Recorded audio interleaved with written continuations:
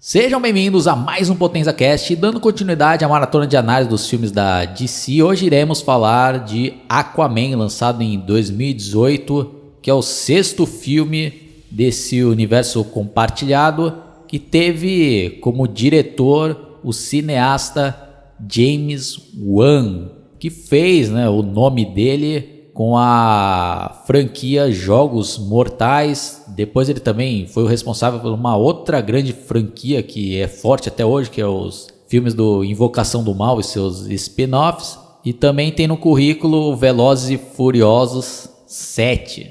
Bom, vamos dar uma relembrada no cenário da época, ali, um pouco antes do lançamento do Aquaman, que foi aquele fracasso da Liga da Justiça. Não teve aquela bilheteria e principalmente a aprovação dos fãs ali, que a grande maioria não gostou daquele filme, tanto que posteriormente teve todo aquele movimento lá para lançar o Snyder Cut, que eu não vou ficar repetindo aqui porque eu já falei bem sobre isso no podcast anterior.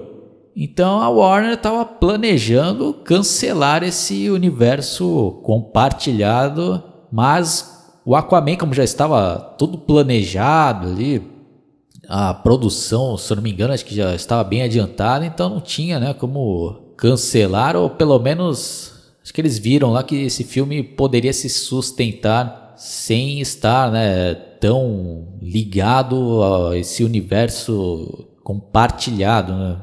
Mas mesmo assim, o filme se passa mesmo naquela linha do tempo após a Liga da Justiça, apesar que tem uma introdução no filme ali que conta a origem do Aquaman e tal, como que ele nasceu, tal, dos pais, mas a gente vai falar disso aí mais pra frente.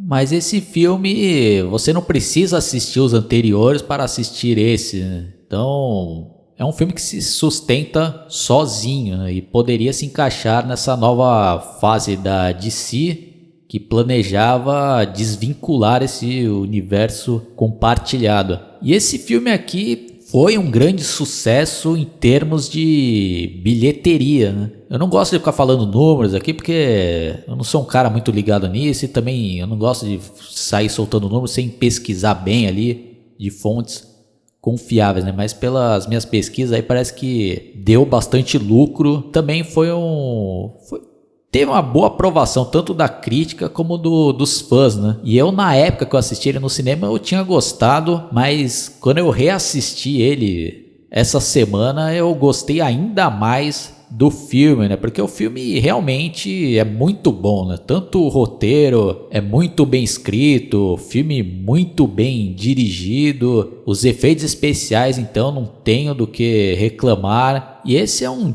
tipo de filme que a computação gráfica, quando ela é bem utilizada, ela consegue convencer a gente ali, que a gente está presenciando aquela civilização que vive no fundo do mar, como eles nadam, porque eles fazem isso daí em efeitos práticos. Imagine fazer esse filme nos anos 80, eu acho que não ficaria tão bom como ficou em pleno 2018, Porque a tecnologia aqui já tinha avançado bem e foi muito bem utilizada, Quem acompanha aí meu canal já viu aí que diversas vezes eu meto o pau em filmes que abusam do uso da CGI, mas quando ela é mal utilizada, E alguns tipos de filmes e alguns tipos de efeitos, a CGI não é necessária, Mas nesse filme aqui ela foi muito bem utilizada, e também, com certeza, acho que investiram uma boa grana, porque não adianta também fazer efeitos de CGI com um orçamento pequeno e vai ficar uma porcaria, Vai ficar, como eu sempre costumo também dizer no canal, aquela CGI que parece jogo de PlayStation 1, Nesse filme aqui não, muito pelo contrário, tá muito bem feita. Por exemplo, aquelas cenas que o mar ali está avançando ali, o negócio convence mesmo, tá um negócio muito bem feito, Sem contar aqueles combates, na água ali, o negócio realmente tá uma CGI de primeira, Não tá aquela CGI horripilante que dá raiva ou dá vontade de a gente dar risada. Bom, agora vamos falar um pouco do elenco, que é um dos pontos fortes desse filme, na minha opinião, começando pelo protagonista, que é o Jason Momoa, e eu confesso que eu tinha um pouco de preconceito com ele, né, porque eu tinha aquela impressão que ele queria, não ele, né, senão, sei lá, né, a indústria ali queria forjar um novo Arnold Schwarzenegger, né, e ainda mais porque ele fez um reboot do Conan, né, que foi um dos principais papéis ali do Arnold, né, e o filme também não foi muito bom, né, essa versão aí do Jason Momoa. E quando anunciaram, né, que ele seria o Aquaman, eu já pensei, putz, já estão colocando o cara ali, né, mas por incrível que pareça, ele me surpreendeu e calou minha boca, porque ele fez um excelente trabalho, né? Já tinha aparecido antes ali no Liga da Justiça, que ali ele já não tinha aparecido tanto assim, né? Principalmente naquela primeira versão ali do Josh Whedon, né? Mas que na versão ali do Zack Snyder ele teve bem mais peso, né? Mas eu só fui assistir isso daí nesse ano agora de 2021. Mas no filme solo aqui dele, o cara realmente mandou muito bem, muito carismático. A interpretação dele também muito boa. E o cara tem presença também, né? E agora ele conseguiu um papel que acho que, né, o grande papel aí da carreira dele até então, né? Porque agora realmente a gente associa o Aquaman com ele, né? Porque não tivemos outros intérpretes do Aquaman no cinema, né? Então acho que assim como Hugh Jackman, né, e o Christopher Reeve, né, que eternizaram, né, respectivamente o Wolverine e o Superman, agora ele tá tendo a chance, né, de ser ali a versão definitiva, ou pelo menos a mais conhecida do Aquaman, né?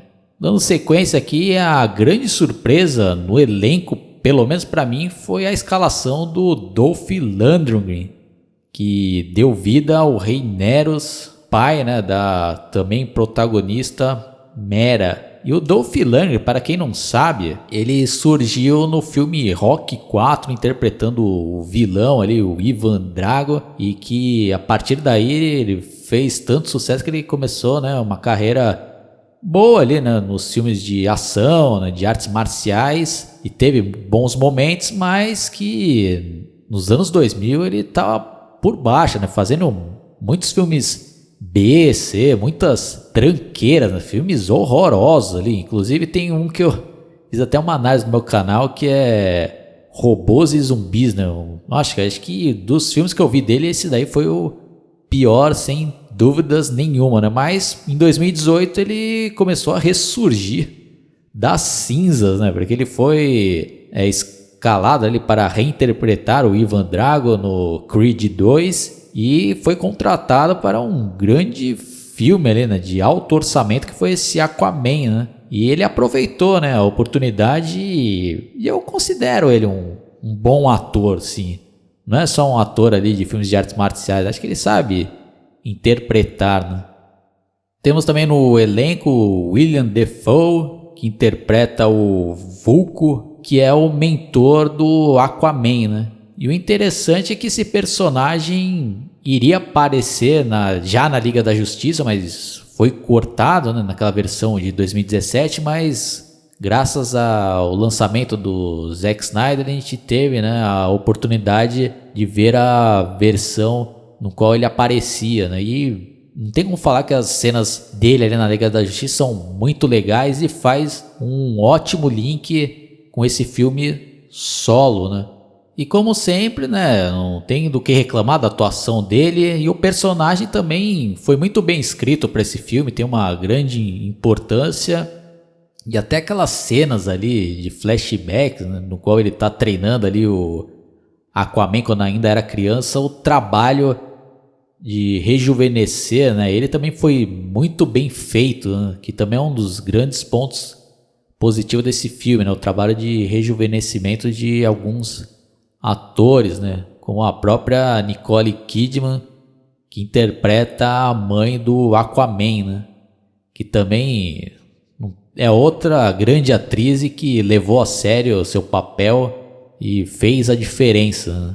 Outro grande destaque do elenco é a Amber Heard, que interpreta a Mera, futura namorada e esposa, né, do Aquaman, que também teve uma atuação muito boa e se entregou, né, o papel, e sem contar que a caracterização dela também ficou muito boa e bem parecido com a personagem que é apresentada nos quadrinhos, né?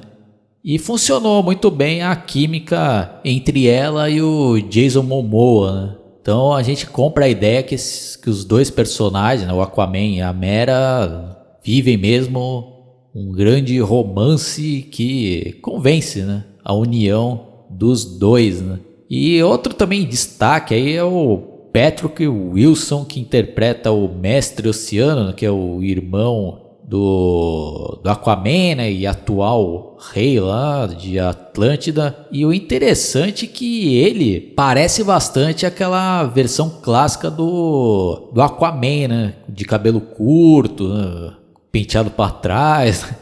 Aquela versão que é da minha época de infância, né? Aquela versão do Super Amigos, né? E que se eles optassem por esse visual aí, por essa versão, esse ator cairia muito bem interpretando o Aquaman, né? Mas a atuação dele aqui como vilão, né, do filme, ele tá muito boa, né? Coisa que eu não posso dizer o mesmo do ator que interpreta o Arraia Negra, né? Esse ator aí acho que é um dos pontos fracos desse elenco, né? Eu não curti a atuação dele, tá muito caricato, né? Querendo dar uma de mauzão e tal, mas não gostei não da atuação dele, né? A sorte é que o personagem dele não é o vilão principal, né, desse filme, por exemplo, mas é um dos vilões mais conhecidos do Aquaman, né? Espero que na sequência melhore a atuação dele, né? Porque nessa daqui eu não curti tanto, né? Não que seja uma porcaria, né? Mas em comparação aos outros atores, ele é o mais fraco, né? Bom, agora falando um pouco aqui, né, da trama, né? Não vou ficar entrando muito a fundo, né? Que não é o intuito dessa minha maratona, né? Mas o filme começa ali com uma narração em primeira pessoa do próprio Aquaman, né? Contando a história dele, né? Aí tem toda a reconstituição, né, da mãe dele, a mãe dele que era de Atlântida, né, que acabou conhecendo o pai dele que era um humano, né, que trabalhava ali num farol na praia, e os dois têm um romance e acabam tendo, né, o filho que seria o Aquaman e o futuro rei, né, de Atlântida. E aí vai explicando, né, que ela tinha fugido do lar dela porque ela não queria casar com o cara lá, né, que era arranjado, né, que ela não tinha amor por ele, né, aquela típico conto, né, de fada, mas que infelizmente acontecia na antiguidade, né? Pessoal, não que hoje em dia não aconteça isso, né, mas antigamente é meio que o padrão ali, né, dos casamentos arranjados por puro interesse, né?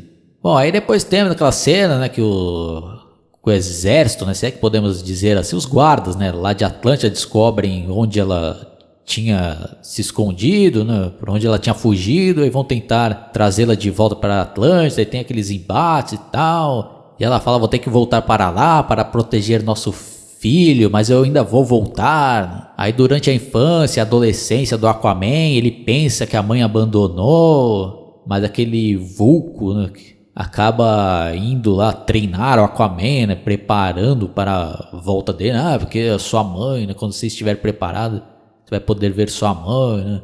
Aí tem também, né, toda aquela temática, né, do preconceito, né, que o irmão, né, dele lá por parte de mãe, né, considerava ele como mestiço, né, porque não era um legítimo, né, habitante de Atlântida, né, e tem medo que ele volte lá para assumir o trono, né, como de direito. E apesar de ser um filme de super-herói, ele também aborda alguns assuntos da nossa realidade, né, aquele problema da poluição dos oceanos, né? Então o povo lá de Atlântida, liderado ali pelo Mestre Oceano, né, que tá querendo de qualquer jeito começar uma guerra ali, né, contra a superfície, né? Ele tem que convencer os outros povos ali do oceano, né? E tem, né, no discurso ali, por décadas a superfície vem poluindo, né, os mares, né? E ele chega ao cúmulo de forjar, né, um atalho ataque ali da superfície de um submarino, né, numa reunião que ele tinha armado ali com o Rei Nero, interpretado pelo Dolph Lundgren. E as cenas são muito bem feitas, né? A ação ali é algo diferente, né? Que é combates no mar ali, né? No fundo do oceano, né? E a movimentação, né, deles ali a nado, né, foram muito bem bolados e convence, né? Apesar de ser um bagulho bem ficção, mas é um negócio verossímil, né?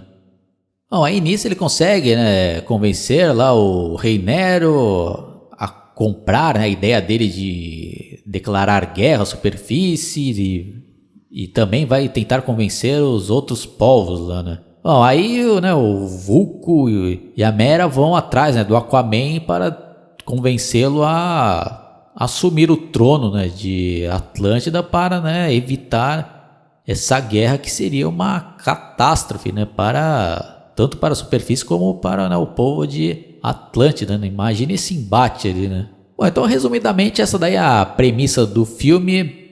Eu dou uma nota 9,5, só não vou dar nota 10 por causa do desempenho do ator que interpreta o Arraia Negro, que ele não tá no mesmo padrão dos outros atores ali, né? Mas o filme em si é um dos melhores da DC até então, né? Eu considero ele bem melhor, por exemplo, do que aquele Homem de Aço lá, né?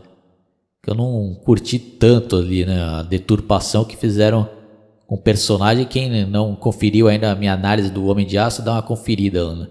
E deixando bem claro aqui, pessoal, essa é apenas a minha opinião. Eu não sou o dono da verdade. Eu não quero convencer ninguém a concordar com as minhas opiniões. Você tem todo o direito de discordar. E se você quiser deixar aí nos comentários, caso você estiver conferindo essa minha análise pelo YouTube, ou se você estiver escutando pelo Spotify, Google Podcast ou algum outro, ou por alguma outra plataforma e quiser também comentar, entrem lá na minha página do Facebook Analisando Filmes e me mandem mensagem também. Entrem lá para conversar com outros inscritos sobre filmes, coleções de DVDs, Blu-rays e outros assuntos relacionados à cultura pop. Então é isso daí, pessoal. Abraço e até a próxima. Fui!